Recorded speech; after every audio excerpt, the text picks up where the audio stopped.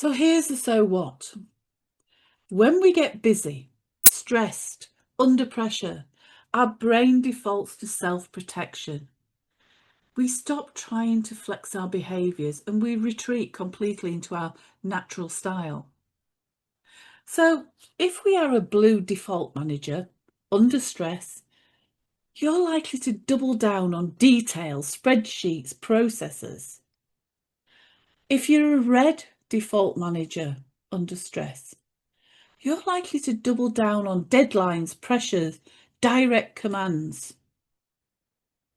But if your team members are green or yellow preferences, then your self-protection behaviours to them look more like micromanagement, lack of empathy, or a total disregard for the human element.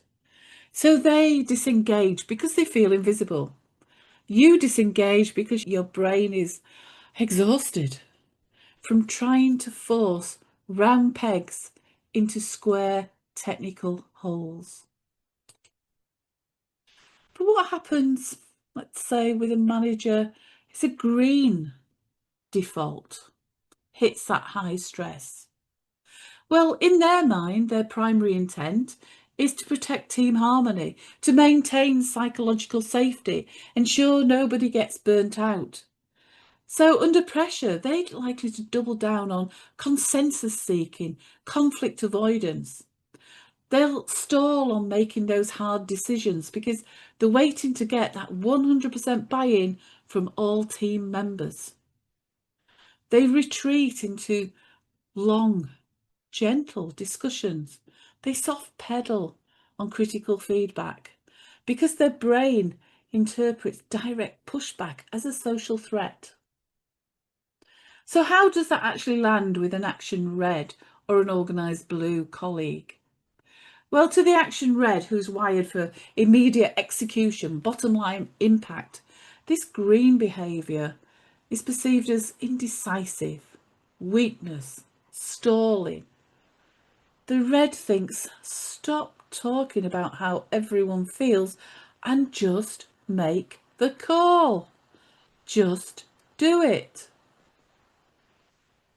To the blue, who wants structure, clear rules, objective accountability, the green manager looks disorganised, overly permissive and lacking rigour.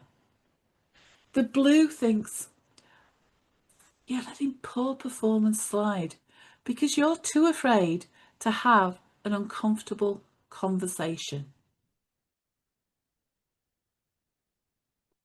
So let's look at the creative yellow default. When the yellow default manager gets stressed, their automatic brain response is to seek dynamic new solutions, keep morale high, talk things through. So under pressure, they double down on that high energy idea creation, verbal processing.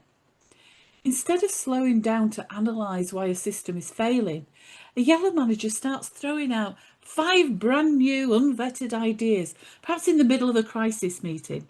They pivot rapidly to try to rally the team with upbeat enthusiasm and process their thoughts out loud.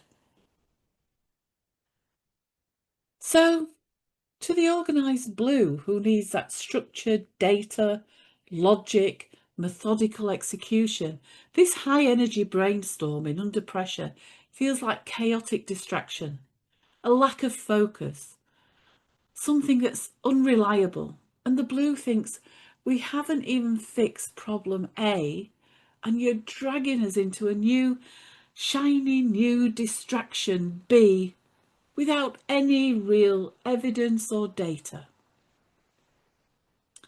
To the red, who wants that concise, actionable plan, the yellow manager's out loud processing is perceived as fluff, lack of discipline, wasting valuable time.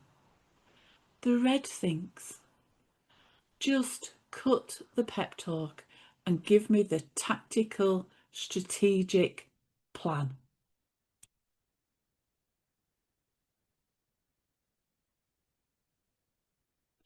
So notice here what is happening across the 4 quadrants, whether you are red, yellow, green or blue. Your intent under stress is always self-protection or problem solving. That's our natural intent, our natural default. It's part of our survival system. But without behavioural agility, then your default behaviour can become a blind spot. Red default under stress looks like aggression or control. Blue default looks like micromanagement or cold detachment. Green default, indecision or avoidance. And yellow default, chaos or lack of focus.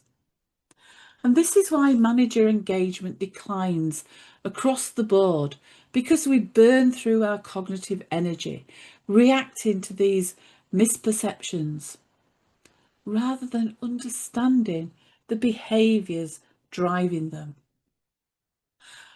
And that moment we learn to spot these defaults in yourself and flex your style to match what the situation and the person actually needs, the friction starts to disappear.